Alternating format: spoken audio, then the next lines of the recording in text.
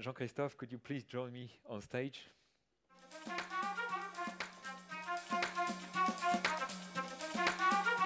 Hello. Hi. Hi. So stage is yours, guys. I'm going to flee away because it's just scary. Oh no, you should not be scared. It's really Okay. nice. Okay. You will see. So I'll be staying then. Thank you very much for the opportunity because I think I will show you something really new, really perhaps surprising. And as anything surprising, you might ask first, what can I do with this? What's the use? And my bet is that within a few years, we might actually ask how we managed to do without this kind of thing. So this is the story of many innovations before. You know, the mobile phone, for example, is the most obvious one. And talking about that, what I'm going to show you today is perhaps the next step of this story of telecommunication. So just a few words about where this thing comes from. This is made by a small startup company in Paris that I created 5 years ago. And we have been working hard on designing this object that we call a smart machine. So we don't exactly call it a robot because it's true that some people find it didn't say the scary. word. Exactly. So the idea of this machine is to provide a way indeed to teleport yourself or to provide a way to do what we call mobile telepresence. What's the idea of mobile telepresence? Well, if you want to talk to somebody far away today, or actually a few years ago you were using your phone, today you might use a mobile phone. You might also start to be using a video conference tool so you can actually see the people and talk more naturally. And I think there is a next step, which is what we call mobile telepresence, is to have, just like a video conference call, the image, but also the possibility to move around. So you can actually be in a distant place and actually control the place where the camera is and move around. So to be more concrete, I will show you how this works. You will see how it can move. And well, there's also a video that perhaps we can show so you can see how it works. The idea is that you take your mobile, your browser, okay, any tool you want. The browser is a good example. And you connect on Jazz. That's the name we give to this little darling there. And you connect on it with the login and password, and you will start to see on your screen the image that is projected, well, that is acquired by the camera which is here. So on your browser, you see what's going on in the place where the machine is located. And you can then move around, controlling. You see on the right here, you see what the user is seeing. And on the left, of course, is what is displayed on the remote place. So the face of the user is captured by the webcam and is projected on the screen that you can see here. Just simply, so you see the person who is controlling Jazz from a distance. And on the side of the user, what you see is a full screen image of what the machine is seeing. And you can control it by using a kind of pointer like Google Street View. So you see there is a pointer on the ground, a 3D pointer, and you double click where you want the machine to go and it will go there, very simply. So you can actually change the viewpoint and navigate around. So I think the video is self-explanatory.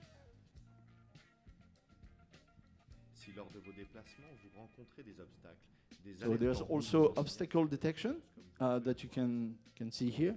These tools are used to avoid the bumping into other people or obstacles on the way. And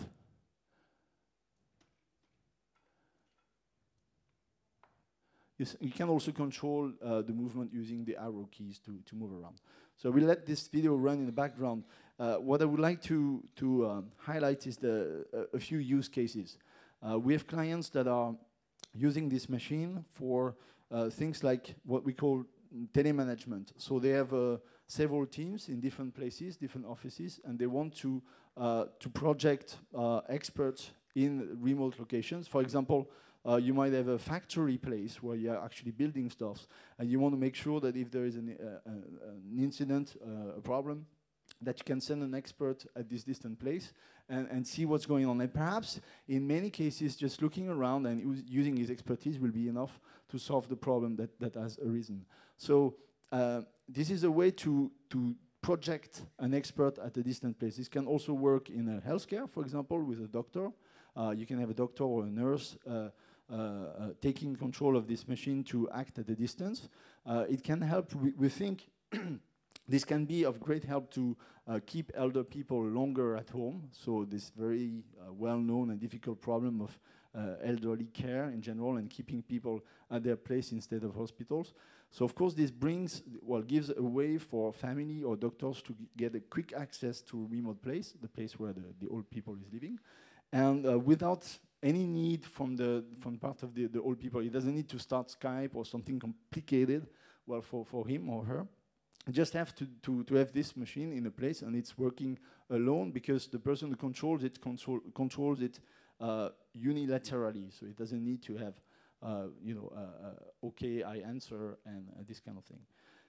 So this is another example. Some people also are using it for security. So they use it when there's an alarm going off, they will use it to see what's going on. It's much cheaper than sending a security company go and check what's going on, because you have to pay for that. So it's a way to complement an alarm system. We also are working on an autonomous version that can do patrolling automatically in a place based on a map, and will detect anything wrong, then we'll send you an alarm. So then you can take control of it to see what's going on. It's not meant to replace alarm systems. It's more a complement to existing things to see when there's a problem, to see by yourself exactly what's going on. And fourth example, and actually there are many, but just a fourth example could be just here.